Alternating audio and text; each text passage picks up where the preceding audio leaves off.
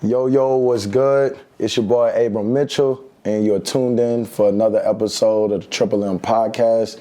Today, I got two wonderful guests with me, Matthew and Nathan Geis. For this show, we're going to call them the Geis brothers. So, I want to get right into it. How y'all feeling today? Feeling good. Feeling pretty good. Happy Monday. Feeling good? Money Monday. Y'all had a decent weekend? Decent weekend. It's good. Relaxing weekend. Okay, cool. So Nathan and Matthew are actually some new real estate investors that are Triple M students in the mastermind. And today we just kind of want to talk about their experience so far and some of their success, because y'all have had a lot of success rather quickly, but y'all also learned a lot in the last 6 months. So just talk to us about y'all's experience so far. I think a lot of it has been kind of figuring out like day-to-day like stuff. Yeah. You know, a lot of it's like, well, like you said, we're brothers, so like we do a lot of things together, but like this is the first time we're working together. So like we played ball together growing up, we did everything together growing up, but it's like a whole different dynamic. Money on the line, no? Yeah, well, yeah, so it's a little different. But then the day-to-day things of, you know, what is he good at? What am I good at? What should I be doing? What should he be doing? And what's the best way to make up a lot of our time? I think early, like when we really got started, like it's probably a lot of January was just us kind of learning about what we're about to really do. And then so we really didn't get rolling until February and March when we really hit the ground running. Okay. And then so then that next couple 6 weeks or so is figuring out what are we doing and what works best for us together. Yeah. And since then on, we kind of been rolling. Yeah. So like y'all just woke up one day and was like, let's build a real estate empire together? Dude, Basically. Like rolled over in bed? Literally pretty much how that happened. It's interesting because, so obviously you know the whole story, but my mom's a developer in Atlanta. She was an architect, worked for a builder. She did a couple homes herself. Yeah. Our family homes were always built by her. So we've always been around construction, and then I have a construction background. He has a sales background. Okay. And so it made a kind of a lot of sense of, you know, obviously I've had a passion for real estate and construction since I was, you know, in high school. Yeah, Nathan's the one. Sweeping brooms and all kinds of stuff. Demo day, throwing bricks through the windows, like all that stuff. Yeah. And so weren't shy to it. Yeah, so it's been real fun, and I think you said it a couple times, but it's like part of the fun is like enjoying learning the process. Yeah. And yeah, we've had some decent success so far. I mean, I'm pretty happy with where we're kind of where we're at, where our projects are sitting at, what our leads are looking like. There's a ton of things really too that like we should have totally capitalized on. Yeah. Like I can think of 3 deals, which is the learning lesson, on the top of my head that we either could have bought and sold or just straight up. Yeah, I mean we probably left easy. How much? We probably left about $150 on the table. $150? Yeah, more than that. Times 1,000. No. And so, yeah, I mean, it's just a learning process, right? I mean, obviously being in touch with you and your whole team and Triple M's, you know, it's not even just you now; it's all of Triple M just kind of helping out. It's been really great to see, but you know, like the learning curve is getting shorter and shorter. Yeah. And so now we're figuring out, like, okay, exactly, like with this lead, here's what we're going to do. With this one, here's what we're going to do. The exit strategies. Because if we may have... more what we're looking at now. Yeah. If we may have known maybe the things that we do now 3 months ago, and maybe it's not that we didn't know them, it's just that we didn't know how to maybe execute on it. Act on it. No, we'd be sitting a little better, but we're still sitting pretty good, I think. And you know, it's opportunity cost. You know, sometimes... like it's easy to look back at something and be like, well, I could have did this, I could have did that. But that word that we talk about a lot, experience, that's why it's needed, because now when you go through that process, you know. Right. That's right. I think that's kind of, that's what this year's for. Yeah. Like that's the way I look at it is, you know, we kind of talk about how much money do we want to make this year. And in the back of my head, I'm like, okay, well, thankfully we're in a spot where it What's that number? It doesn't totally know. Well, it started with 300. That's still like 300. 300K each? Yeah. I think 300 is a little, that'd be sick. Yeah. I think 200 is probably a better. More realistic? More realistic. But at the end of the day, you shoot for the stars. Yeah, if we land there, I wouldn't be too mad. I mean, Yeah, right. There's a couple leads that we have that basically you could wholesale and make that immediately, right? So it just kind of depends. That's like true. you could get a single deal, like just the one we were talking about, that friend of yours that just got multiple 7-figure assignment fee. Like it's just a timing thing. It can happen to you, it could happen to Nathan, it could happen to me. It just depends kind of your timing and then if you're going to execute on it. Yeah. So what I was saying is I think year one is learning year. So however much money we can make in year one is just like a plus. Yeah. But I think the most important thing for what we're doing is be ready for year two with all the knowledge we learned in year one, and then it makes more sense to really set a real goal. Of like $500,000 or whatever the goal is. And so this year, if we make 200, if we make 300, if we make 100, well actually we're gonna make 100. Yeah. Quick. But like whatever the number is, whatever that number is this year is like it's cool. Yeah. But we're just preparing ourselves for year 2 and 3 and then snowball. Once you could kind of scale it, Right. Y'all been aggressive though. Like from day one, y'all was aggressive. Like did y'all sit down and like write down? Because you talked about earlier establishing who does what. Y'all are twin brothers, so I mean, nobody knows each other better. We didn't like actually write it down because we already kind of knew what it should be. Okay. Like because he's so construction minded and understands like what things cost construction wise versus my sales background, and so we kind of naturally went those directions. Yeah. And then like he's taught me a lot about the construction and the pricing and what I'm looking at, and hey, I want to sell my house for 300. Hey Matthew, this guy wants to sell his house for 300. Then he's like, hey, that don't work. That don't work. So I've learned a lot on that front versus him. I've been able to give him some advice on how to talk to people and like when to not talk, when to let them talk, and those sort of kind of sales things. So I think that's kind of been again a huge part of our learning. The first 6 months. That's good though, because like with a wholesale company, it's a lot of not even just wholesale, real estate company. It's a lot of moving pieces at one time. So like you got to get some help, whether it's through a partner, like would y'all have a partnership, or hiring people and teaching them. So whenever you have two partners that could kind of I like to visualize it as two people working back to back. So like you facing this way, the other person facing that way, we're getting a lot of done cohesively. It's good to do that. A good book that helps you like establish those goals and who's good at what is Traction. Y'all ever heard of that book? I think I've heard of it. I've never read it though. Yeah. So it really just talks about the EOS system and like just how to structure a company, but also how to align it with the people that's in the company, because that's the most important thing. Like you said, Matthew's good at the construction and the underwriting, you're good at sales. Y'all could have easily just started the business and said, Matthew, you hop on sales, Nathan, you do all the underwriting. That'd have been wrong. So I think if y'all read that book, y'all be able to like know the company identity even better and structure it better that way. As we grow, like that's like you'll have to remind us that, because that's as we grow, like that's gonna be extra important. Well, watch this show. We got it recorded now. Watch the show. I mean, I think kind of as we've grown, we have naturally went into what Nathan should be doing, what I should be doing, because we certainly have like different skill sets. I mean, we're twins, but we even have different personalities a lot of the times as well. And 2-man company, like one of them has to do it, right? And so, I mean, I think we've kind of figured out what each person needs to be doing, and I think what we need to work on is basically working on the other part that you're not doing. Perhaps, like for example, Nathan's really good. I'm not that great at talking to sellers. Like I'm a numbers guy, and I understand. You just drive. I understand kind of how the pieces get put together, how the numbers work, right? And Nathan's way better at acquisitions, so he's kind of taking that on a little more. And then I'm a little bit more controlled with the flips and contractors, and if we have anything for dispo, I'll do that because I know the numbers a little better. Okay. So, how y'all feel about a lot of people? They always say like don't mix business and pleasure, and don't work with family. How y'all? It's been fun.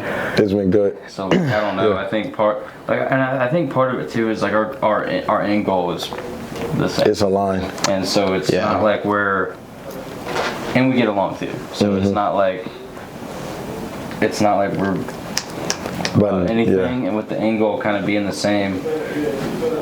Like, we want the same stuff when we're older. We want, like, all of our friend groups the same. And so we're not really doing different stuff. And we know where we want to go. And so, together it'd be easy. Yeah, why not build an empire with your family? Yeah. Like, I always kind of didn't understand that. Like, of course, like you said, y'all didn't get along, didn't have the same goals, then you can't force something. But if it's already there, like you said, same friends group, same goals, same things y'all want, then why not and build we were both that? ready to, like, make the jump at the same time into it. Like, we met the dude at the pool yesterday, and he's, how old is he, 25? He says his brother's 23? I think he's 25, yeah. He's like, dude, I think it's so cool that y'all are in it together. Bro, that's He was fire. like, I cannot tell you, like, how bad I want my brother to, like, get into this with me, but he's like, he's not ready, and, blah, blah, blah. And I was like, yeah, shit, that is cool, isn't it? Yeah. That's the same with me and my brother. Yeah. But like, I'm 25, he's 23, and like, we go back and forth. Like, I teach him some stuff, but again, like, He's in New Orleans? he's not ready. He back home, he in Louisiana, but like, he just, at the end of the day, you got to give people time. Eventually, he'll be part of this, but I mean, you ask me, like, who else is it better to build it with than your family? Because who you gonna leave it to? As long as you're able to work together. Yeah. Yeah, I mean, Because if we didn't feel like we could do it together, then that would be a shit show. Yeah, it would. And then, like, not only is business bad, but family's bad.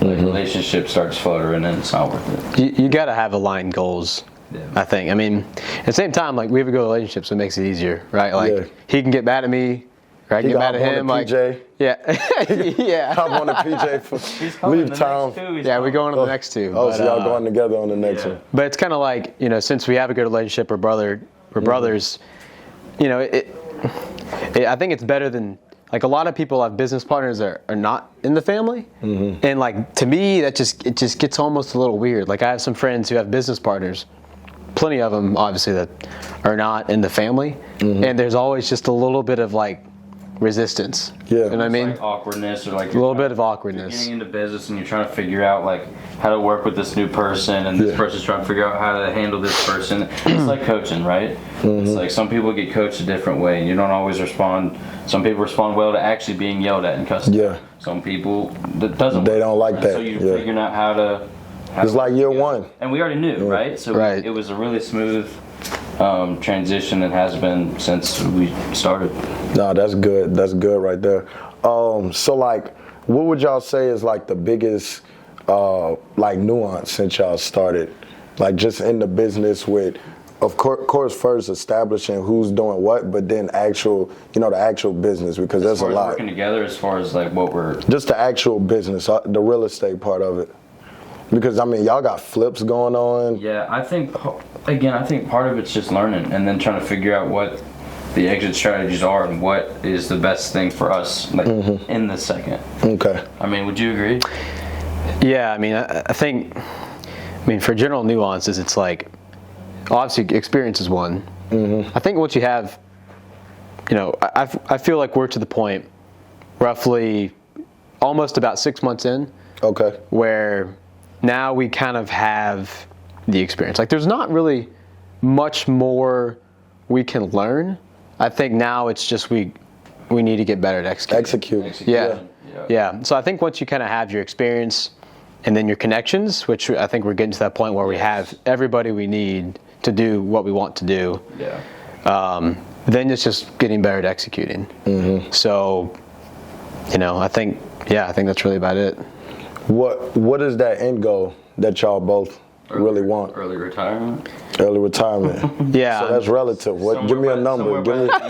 Let's get specific. I know we were talking about that one day when we were headed to that meetup at the dealership, but yeah, I mean, like, you shared your number with me, and frankly, it was a lot bigger than mine, and I think we have similar goals, but I've always loved to work, be busy, doing something productive, like, at all times. Just it's kind of my personality, and I basically said, once I get to the point where I'm making $30,000 or $40,000 a month passively, so whether that's through a Section 8 portfolio or he's big on Airbnbs. So I'd love to get some Airbnbs in the future. Basically, once to the point where, I could wake up on a Monday and say, you know what, I'm gonna go golfing today. I'll catch a flight on a Monday. Or catch a flight wherever. That's right? our motto. So 30,000, it's like, I would have a hard time spending that much money a month. Every single month. No way I could spend it, right? And you talking true passive income, because some people. True passive income. Yeah. Basically, I'm just collecting a check. Yeah.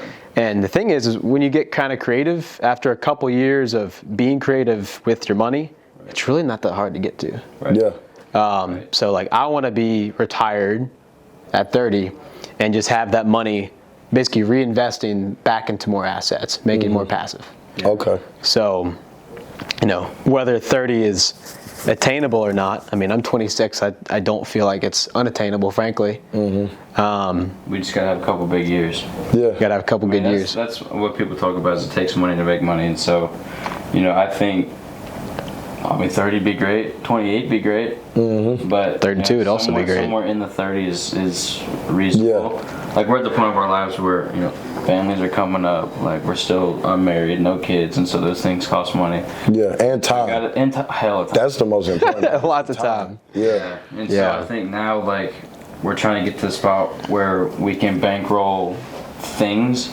not like investment things, and then kind of let it snowball from there. Because 30 be great, 32 be great, and like you said, like, I want to make money doing things that that now the time is mine.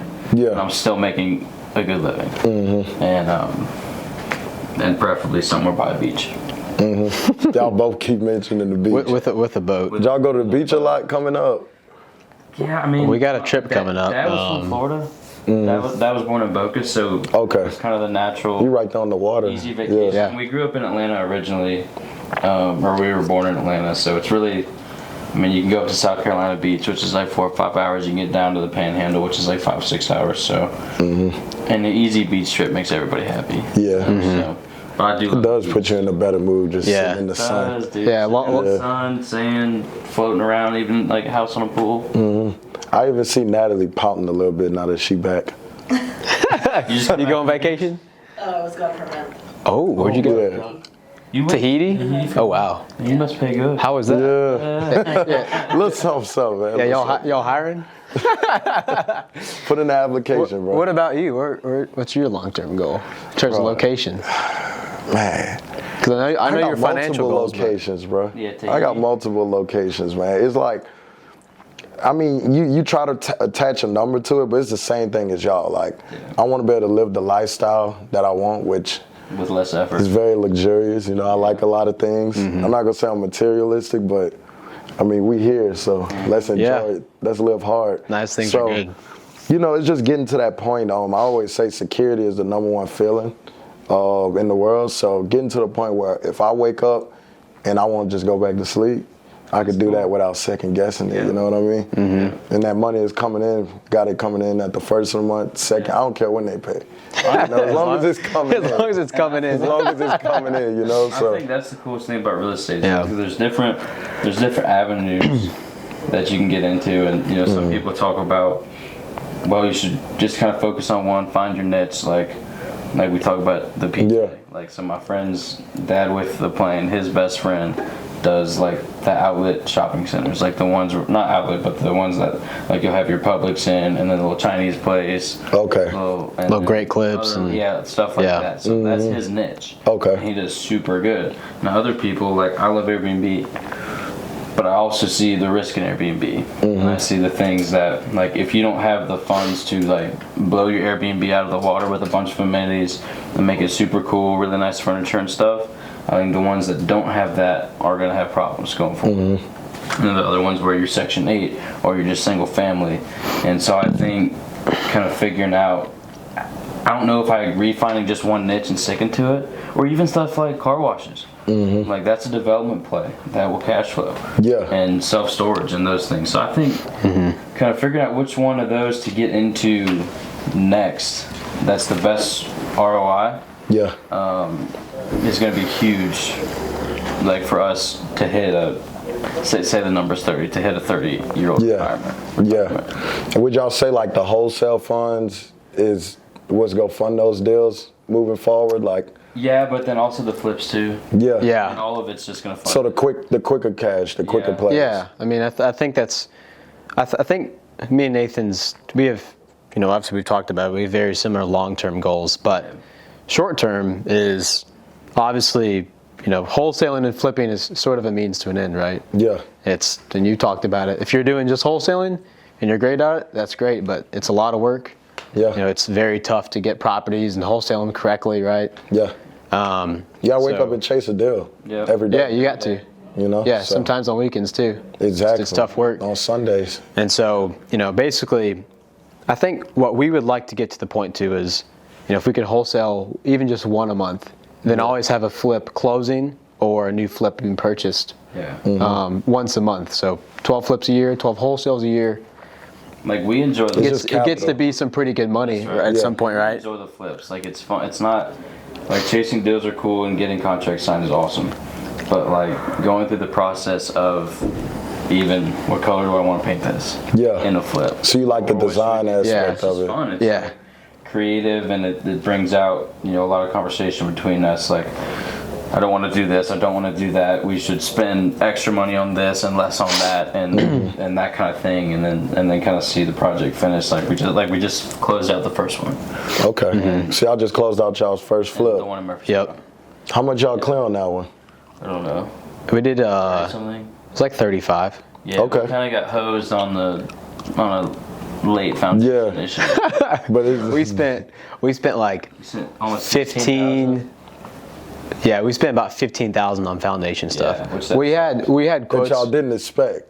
Yeah, because well, part of my problem is kind of in the beginning. Like the lender we used wanted to walk it with us, and it's our first one. Yeah. And so he wanted to walk it with us, and charge us an inspection fee and stuff. And he's down there checking out the foundation, which we looked at too. But like, it's the first one. We don't really know what we're looking at. Yeah. What we're looking for even. And he gets down there. Yeah, boys, it's all good. Heck yeah. I had to close it out, get the inspector down there yet, and like $16,000 bill almost at the end. So that kind of blew, but that's part of. I mean, again, that's part of year one. Yeah, but it's still a good W. I mean, basically, if we didn't have that foundation problem, so the upfront numbers on that house was 135 purchase, like 2022 rehab, and then sell at 250. Okay, so y'all hit 20%. Oh, we would have hit. Yeah, we would have hit because we were originally counting to make like 55, 60. Yeah, and that was with paying our agents 3% on each side, which I know if you're experienced, a lot of times you work with an agent, it gives you like 1-2%, right? As well as pretty expensive lending for the most part. So maybe there's a couple things that we would do differently next time around. Yeah. Right. But yeah, we should have cleared probably about 60 because the very first contract we had on that house was $5,000 over ask price. Typical conventional 20% down, close in 30 days. And if that closed, and the reason it didn't close was because the foundation they backed out. We would have cleared like 62. They were worried about it's another the rest of the few interest payments too, huh? Yeah. Because we had under contract again with like that fell out. The mom was going to put the down payment in. The son was 20 or 21 or something, going to MTSU. He was going to work and pay his own mortgage, and then the mom didn't want the house for him, and he wanted the house, and then they backed out. And then we ended up closing it still. And I'm happy that, I'm not happy that y'all lost profits, but I'm happy that happened because you learn something. You learn how important timing is. Because on the first in deal, real estate, like think about the first deal, we were under contract in 2 days. Yeah. And so it would have been awesome for it to go that way, but then the other things that we learned, like it's not always a 48-hour above asking situation. Yeah. Right. Which we learned. And then you also learn that like I was saying, the timing, because you get under contract, you sit under contract, they fall out. Yep. Now you got those interest payments. We had that happen like 3 times. So they're still coming in, and it's eating at the profit. For sure. But And it's sitting there, and then that's money tied up that we're not putting to work. reallocating to a new project. Exactly. But And in that time period, we passed on things or wholesaled things that we probably would have jumped on if we had closed. Would have bought it. I could think of like- one. And Yeah, I think Which one? Yeah. Which one? Yeah, nice duplex we were for the podcast? Yeah, man. We What sold- was your largest assignment fee today? to our good friend, Yeah, we kind of screwed a new buyer. Okay. No, I'm just kidding. We wholesaled a duplex over in East Nashville to Abram for $75,000, and for what it's worth, he actually was not our highest bid, but Yeah. we wanted to throw our boy a bone. Yeah, man. We pay our students 75K So assignment 75 fees over So here. we made 75 on that one. But yeah, I mean, frankly, if we would have closed at Murfreesboro House, we probably would have just kept Probably would that. have bought it. We'd have bought that And never thought. I know you're looking at Yeah. a pretty good profit on that, but if we would have flipped that ourselves at our price, Oh, y'all probably would have made like 200 we would have made probably 200. on one deal. Yeah, and it was. Yeah. I mean, you're what 23 days in, I think, and you're Yeah. basically just wrapping Done. up. Couple In of and just out. touch-up paint, a little bit of fencing Yeah. maybe, but Yeah, it was Pretty a quick it was a flip. clean. But you know, now I got to test the market. Yeah. Who knows? I might get a buyer that falls out. We'll And, see, Yeah. you know, we'll Yeah. see. But no, super good deal. The importance though also is deal sourcing, right? Because like, imagine if you paid a 15 or 20K assignment fee Yep. for that Murfreesboro deal on top of everything that happened. Yeah. 100%. Now you're only making 5, 10K. You know? Yeah. Which is cool. Like obviously we've got like No, that ain't cool. 5K on the flip ain't cool. No. No, I agree. No. That ain't no good. But they got a lot of people doing that right now. They do. Yeah. Sourcing on deals. Sourcing, yeah. So we've got the 5 VAs, and so like that's. So you got 5 VAs. Yeah, that's the expense that we take on, but like it's worth it. Yeah, but Every time. What are they all doing? What are the 5 VAs doing? calling? they're Okay. cold Once in a calling. while, we'll have one that'll do like a special project, or we'll make a special targeted list that we'll ask her to call on or follow up with. So it just kind of depends, but for the most part, they're cold calling. Okay. So that's how y'all been sourcing everything? Yeah. And then, well, we have the texting too. Okay. To launch. So what has been like the best for y'all? Cold calling or texting? Well, I think part of it we've been cold calling longer. Like we came in texting probably 2.5 or 3 months ago, Okay. and so but like that duplex we got through launch control. Oh, okay. Perfect. So like Simple text. Yeah. I think launch control is great. We've probably, I think probably half the deals that we've done have probably been through text. Through text. And we spend way less texting. Yeah. And cold the cool calling. thing Yeah, what I it like is. about It's a lot texting- cheaper to text. It's a lot cheaper What I like too. about texting is, right, if my phone rings right now and I look at it and I don't know who it is, then if they need me, they'll leave me a voicemail. Yeah. Or they'll shoot me a text. Nobody checks voicemails Right. nowadays. So like, if You I, probably if don't I, check. if I, no, I don't. And if Yeah. I texted you, then you got to look at it and read it and understand what it says for you to decide what you're gonna do with it. Yeah. So we at least get the message across, whether you respond or not. I don't know. Texting is good You at though. least see it. Yeah. You know, versus answering the phone and having a conversation and blah blah blah. So I think it's a great start. Mm-hmm. And even anybody that's a little bit interested, okay, then we'll take it a little more personal and try to get on the phone and try to meet you in person and that kind of thing. But I've really enjoyed. Yeah, Now, text has bro, been like, good. Billionaires rather text than call. Yeah. Time. Because it's time. Like, I'm not about to waste my time on a conversation Yeah. that turns into this or that. Versus text, we're getting straight to the point. Right. Because Yeah. most people, they're not trying to text out everything. So Right. you're getting straight to the detailed, exact what we need. That's right. So, I mean, texting's good, cold calling's good. The point, that we like to preach is, source those deals so you get the best price. Yep. Things are going to happen. Buyers are going to fall out. Costs are going to pop up that you didn't prepare for. But if you're buying your deal at such a deep discount, you're good, Right. So Right. That's part of how deal sourcing, very important. extra get out strategy. Yeah. So what would y'all like to leave our guests with, man? Is there any favorite books that y'all like? Any learning lessons, experiences so far in y'all career? Anything? I don't know. I think if you're at a point in your life when, like, you think you should make a change or kind of get into real estate, I think you just got to jump. Just do it. Just do it. Like, like for us, it was easier because financially, like, we were in a good spot where it's okay. Yeah. So like we could have went month on month and been comfortable still, Yeah. right? And so, I understand that's a different situation for everybody's got their different things. And y'all are full time in it, right? Yeah, that's no it. job. Yeah, No, that's it. So like I think if you're in a spot where you can afford to make the jump full time, then